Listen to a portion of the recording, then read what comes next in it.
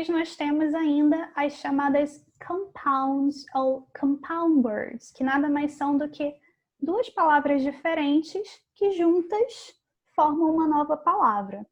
Por exemplo,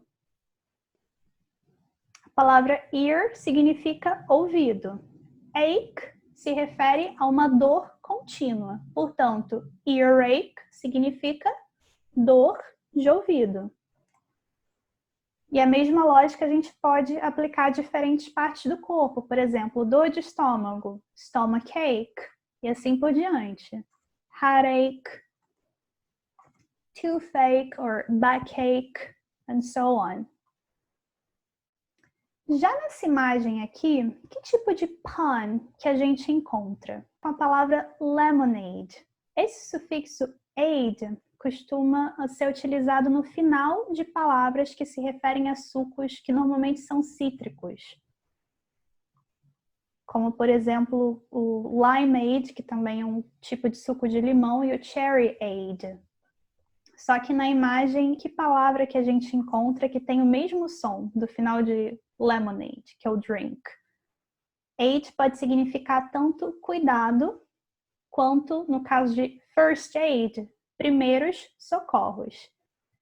E o que a imagem mostra? Um limão que necessita de primeiros socorros. É uma piadinha aí, um pano. E o que a gente chama de conversion nada mais é do que a transformação da classe gramatical de uma palavra em outra. Como que esse processo é explorado nesse quadrinho da série PhD Comics, que conta as aventuras de uma doutoranda na academia? Em que ambiente que ela se encontra lá no primeiro quadrinho? Numa sala de aula, como a gente pode inferir pelo quadro branco ao fundo, pela mesa dela, os papéis sobre a mesa. Quem são essas pessoas que assistem? Provavelmente os alunos dela. E o que ela diz para esses alunos? Ok, class, don't forget. Então, não se esqueçam. I'll be sending important announcements. Então, o que ela irá enviar? Anúncios ou avisos importantes, bem como updates. De que forma? No final ela diz, by email. E como que os alunos dela reagem a isso? O primeiro deles afirma, we don't check email. Então, don't, como já sabemos, indica uma negativa. O que ele afirma aqui? Que nós não checamos e-mails. E que pergunta que o segundo faz? Can you text us? Nesse caso, ele transforma o substantivo text, que normalmente se refere a textos, no verbo text, enviar mensagens via celular. E um terceiro pergunta, or Facebook us? Nessa terceira fala, ele transforma o nome da rede social, Facebook, num verbo, que denota o quê? O ato de enviar uma mensagem via Facebook. E o que ela responde para eles? What do you mean you don't check email? Então, o que vocês querem dizer com isso, de não checarem os e-mails? It's how grown-ups communicate. Então, é dessa forma que tipos de pessoas? Grown-ups, ou pessoas crescidas, se comunicam. E um outro aluno responde, email is like old school. Então, nesse caso, ele utiliza a expressão old school como um adjetivo que caracteriza e-mails como sendo antiquados, antigos. E qual a resposta final dela? You're, ou seja, vocês estão onde? At a university. Então, numa universidade. It is an old school. Então, essa é uma escola antiga. Nesse caso, ela transforma a expressão, que antes era adjetiva, old school, num substantivo, para se referir ao lugar.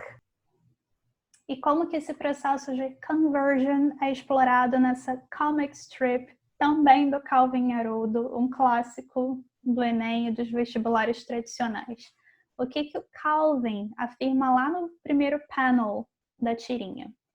Ele diz, I like, eu gosto, de quê? to verb words. A preposição to, quando vem antes de um verbo, o coloca no infinitivo, que é a forma original, sem flexão. E ele utiliza essa preposição antes da palavra verb, ou seja, verbo, transformando o próprio nome dessa categoria gramatical numa ação. É como se ele dissesse, eu gosto de verbear palavras. E o Haroldo não entende, tanto que ele pergunta what? Que? Como que o Calvin justifica esse processo de conversion, ou de transformação da classe gramatical dessas palavras? I take nouns and adjectives, então eu pego substantivos e adjetivos and use them as verbs. Então, e os utilizo como verbos. Remember when access was a thing? Então, você se lembra quando access era uma coisa? Esse was é o passado de is, ser.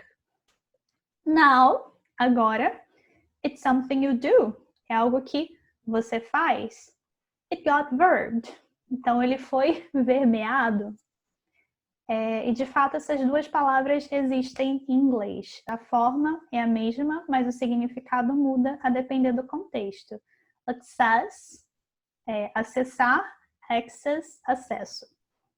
E a que conclusão que o Calvin chega sobre esse processo de transformação de outras classes gramaticais em verbos? Ele afirma, verbing, ou o ato de transformar em verbos, weirds language. Então, nesse caso, ele transforma o adjetivo weird, esquisito, num verbo, acrescentando o sufixo s, que a gente viu lá algumas aulas atrás, que é característico do presente simples.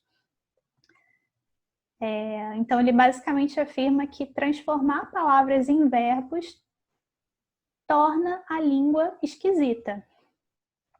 E o que o Haroldo afirma sobre isso? Maybe, talvez, we can eventually make language, então nós possamos eventualmente transformar a língua a complete impediment to understand. Então, num completo impedimento para o entendimento mútuo.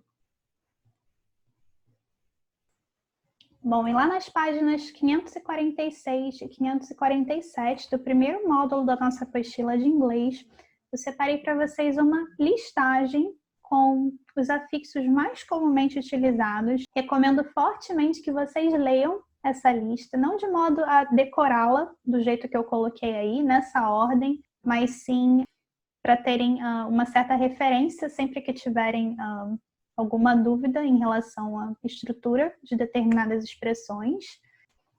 Agora, sempre que vocês tiverem contato com uma palavra que vocês não conheciam anteriormente, eu recomendo que vocês a escrevam num caderninho de vocabulário, consultem o significado dessa expressão num dicionário e tentem montar os seus próprios exemplos de frases. Tentem usar essas palavras de forma contextualizada, ok?